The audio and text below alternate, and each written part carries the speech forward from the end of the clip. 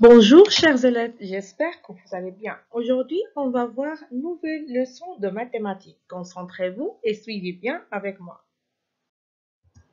Dans ce cours, nous allons nous intéresser à la présentation et traitement de données.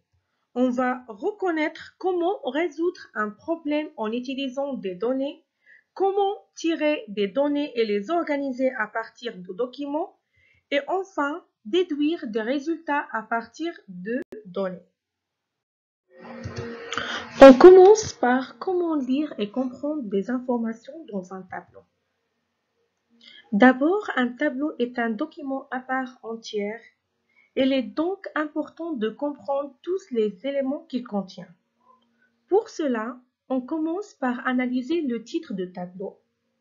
Puis, il faut prendre le temps de lire et de comprendre les intitulés de chaque ligne et de chaque colonne. Alors, il faut prendre le temps de lire et de comprendre. Prenons l'exemple, le tableau suivant représente des effectifs par niveau de l'école An-Nour. Ce tableau comporte deux colonnes. La première colonne indique les niveaux du CP au CM1. Donc, les niveaux qu'on a, CP, CE1, CE2, CM1 et CM2. La deuxième colonne indique les effectifs. Nombre d'élèves correspond à chaque niveau. Donc, combien d'élèves dans chaque niveau? Alors, grâce au tableau, on constate par exemple que l'école compte 27 élèves de niveau CP et 48 élèves de niveau CM1. La dernière ligne nous permet de connaître le nombre total d'élèves dans l'école. Ça veut dire le total d'élèves dans l'école, c'est 191. Deuxièmement, comment lire et comprendre des informations dans un graphique?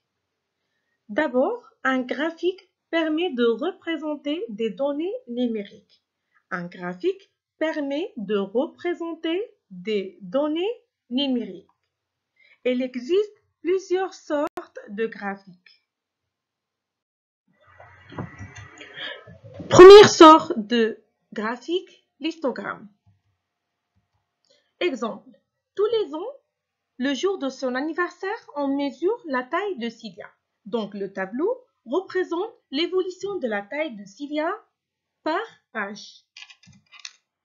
On peut représenter l'évolution de la taille de Cilia par un graphique qui s'appelle histogramme ou bien graphique en bâton. L'histogramme ou bien graphique en bâton. Sur cet histogramme, on indique en abscisse, ça veut dire horizontalement, l'âge de Cilia. Et en ordonnée, ça veut dire verticalement la taille de Cilia. Alors, la hauteur de la colonne indique la taille de Cilia en fonction de son âge. Donc, Cilia, à l'âge de 4 ans, elle mesure 91 cm. Deuxième sorte de graphique, la courbe. La courbe. Exemple, voici les hauteurs des pluies tombées sur un village pendant les mois d'année.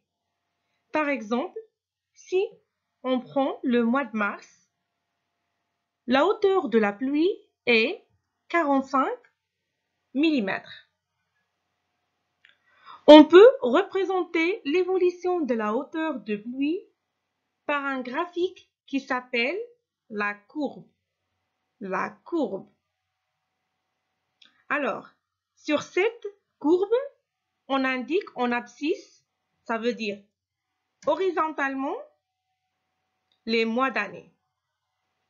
Et en ordonnée, ça veut dire verticalement, la hauteur de la pluie en millimètres. Passons à l'application.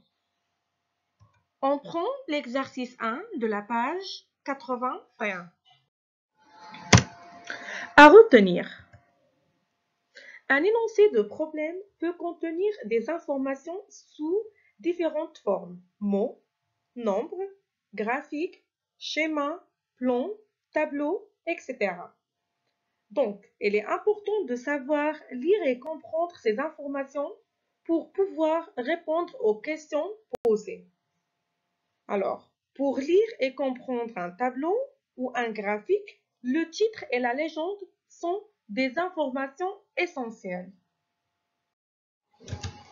Après avoir bien écouté l'explication plusieurs fois, je vous demande de faire les exercices de la page 84 et 85.